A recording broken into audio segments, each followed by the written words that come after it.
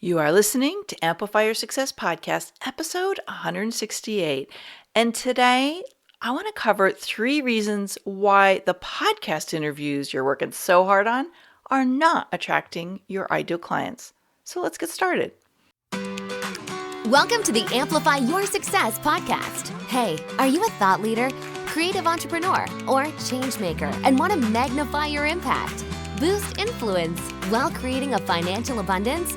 Stay tuned for today's inspiring episode with your host, Melanie Benson. Hey there, inspired entrepreneurs and business leaders. It's your host, Melanie Benson here. And today I want to talk about something that is super critical if you're out there doing podcast interviews, online shows, being a guest on other people's platforms. If you are making these 3 really common mistakes, chances are you're not attracting clients and you're hearing crickets instead. And this is one of those things where until you know what you don't know, you're going to keep making this mistake. Now, at this point in my journey, I've been on probably over 550 shows and podcasts over the years, and I've interviewed at least that many people. And I can tell very quickly when someone has what I call magnetic messaging and when they're winging it.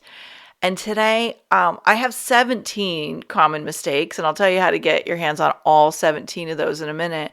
But I want to talk about 3 that I think pretty much everybody makes at some point.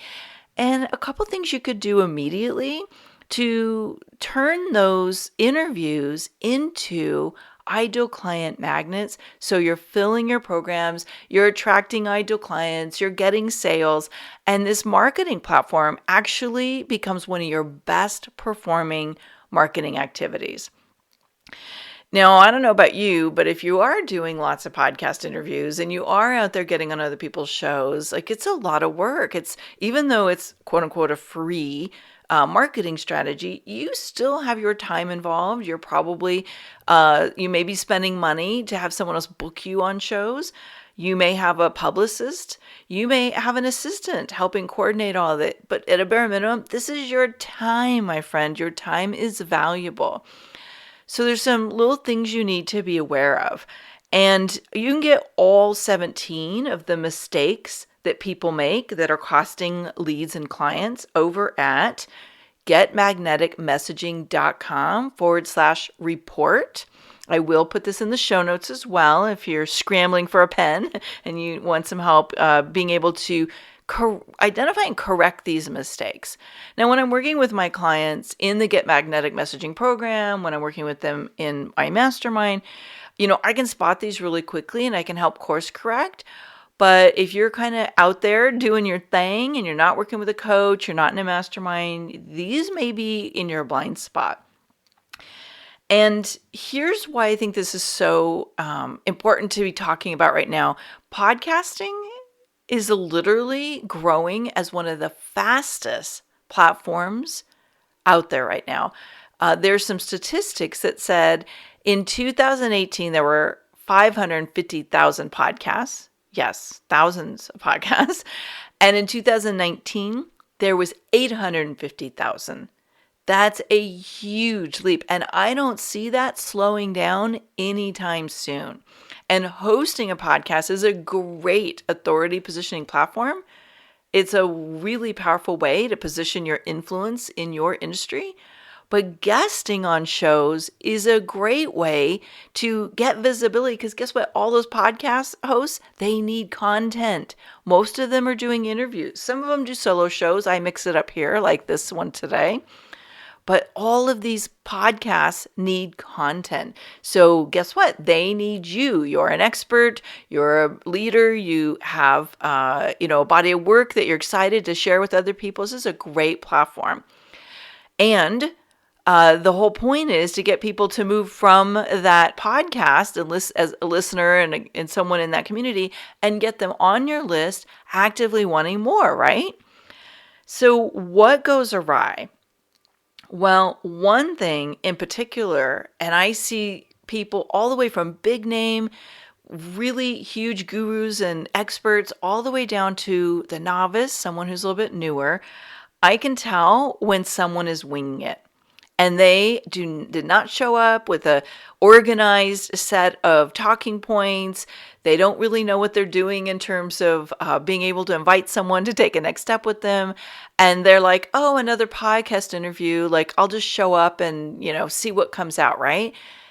No. If you're doing that, chances are it's because you don't really know how to structure it, or you're doing too many things and you're not really putting the time and attention into cultivating your podcast interviews so that they become a powerful magnet. And look, you would not show up on the news in a prime spot where you're going to get a few questions thrown at you and wing it. You would prepare, right? Please tell me you would prepare, because that's a really coveted spot. Podcasting is just a form of media. And if you wouldn't wing it on TV, you should not be winging it on a podcast. I don't care how good you are, how well you know your stuff. You're leaving money and prospects on the table when you don't have a plan. So if that's you, one of the things that you want to start thinking about is, how do you reverse engineer the right questions, the right answers, the right talking points, so that you're like magnetizing people into wanting to know more. And another thing around that thought, that principle, if you will, is that some people, they do have a really compelling topic already. Like you're in a position in your industry where you kind of grabbed onto something super exciting, super interesting, super needed by your ideal clients. And so you may not necessarily have to do as much work around this. But if you haven't got that and you have something that people need, but not necessarily the thing they think they want, you can craft that kind of energy by how you structure your questions and your answers that you guide a podcast host through. Because a lot of podcast hosts, they want you to feed them a few questions. And if you're not giving them great questions, guess what? You're not going to show up and deliver great answers. So that's a big one. A second one, and this one's huge, is you're not using showstoppers. Showstoppers are my little catchphrase for things that you say that make people lean in and want to hear more. So it could be a formula, it could be a particular branded phrase you use, it could be a system that you teach. And everybody has one inside of them, but most people don't think that way. They're especially the more creative and the more passion driven you are. It just seems like a lot of times you're in your heart, or you're kind of letting whatever comes through come through. And I love that about you. And it's causing people to maybe get lost. And I truly believe that if we can find these really fun ways to showcase our best work, what happens is when somebody hears there's a formula or they hear a catchphrase over and over and over again, they tend to remember you longer, and they attach you to the solution, especially if they're not looking for that solution now, but they are later, or someone goes, hey, I'm looking for so-and-so. They're like, oh my gosh, I remembered this person. I heard them talk about it. Showstoppers are a way of stopping the trance that someone's in as they're listening and activating oh my gosh, I need to back up and listen to that. That's a showstopper. Now, it's funny, I've introduced this to my Amplify Mastermind members, and a lot of them were like, Melanie, like, how do I find this formula? And so that's a little bit of a custom thing. You've got to work with that a little bit, and somebody needs to understand your methodology to help extract that. If you don't know what one of those are, think of something that you tend to say over and over and over again naturally. How could you juice that up a little bit and turn it into a catchphrase that someone can't wait to learn more about?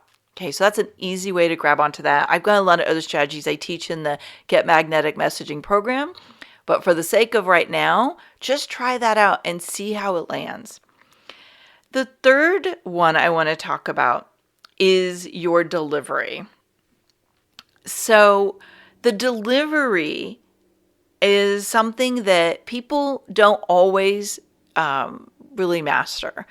And it may be because they're a rambling rose, they're rambling all over the place and just stream of consciousness, or they are got a lot of nerves.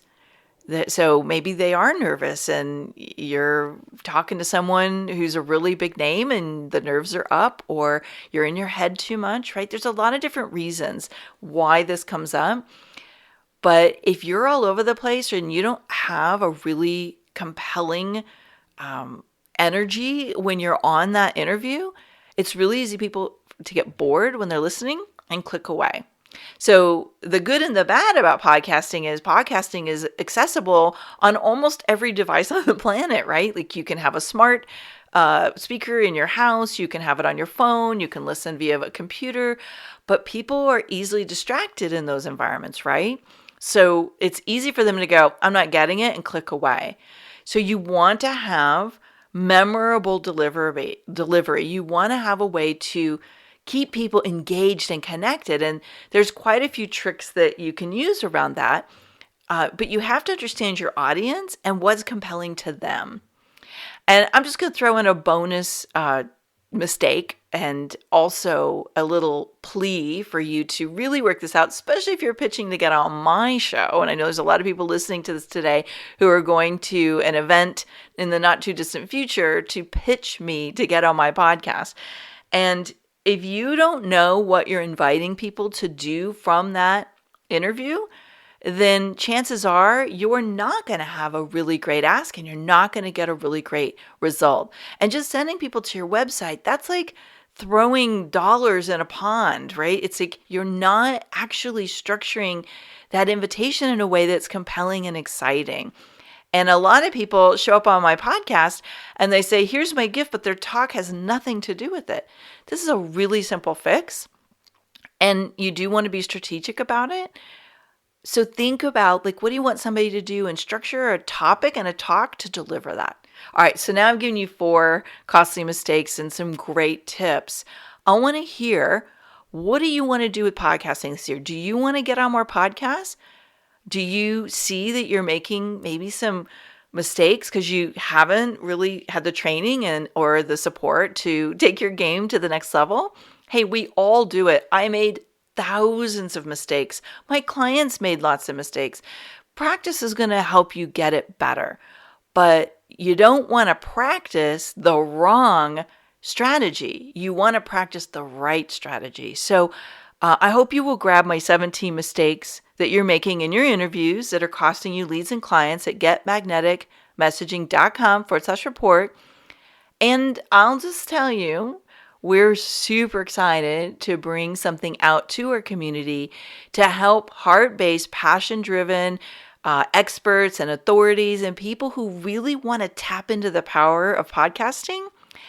And if you want to be the first to know about it, make sure you grab the report and let us know you want to be on the early notification list, and we'll keep you in the loop when we open the doors to a very powerful way to help get you ready to not just nail those podcast interviews, but become like a beacon of powerful light to attract your best clients and fill your list with people eager to learn more from you. All right, jump on over into the Amplify Your Success community. Tell me today, what is it that you want to set as a goal? Do you want to get on more interviews? Do you want to get better at delivering interviews? Do you need help crafting the right magnetic messaging? Tell us what's up for you. I can't wait to hear what you do with today's tip. This is Melanie Benson, your host. Thanks so much for listening in today. If you want to catch up on any of the show notes and circle back on any of the resources we shared in today's show, head on over to the show page at amplifyyoursuccesspodcast.com. And remember, you amplify your results faster when you're in a community of other people who are moving and shaking. Join us at amplifyyoursuccesscommunity.com. One last thing. When you've gained insight from today's episode, help us share that and inspire other people by heading over to iTunes, subscribing, and give it a review. iTunes absolutely loves seeing these reviews pop up, and it actually helps boost my show's visibility. So I would be super grateful for your reviews. And as always, I love seeing your shares of these episodes on Twitter, Facebook, and Instagram. Come find me over there. Tag me in your shares. I'll give you some social media love right back. So see you next week for another inspiring episode of Amplify Your Success Podcast.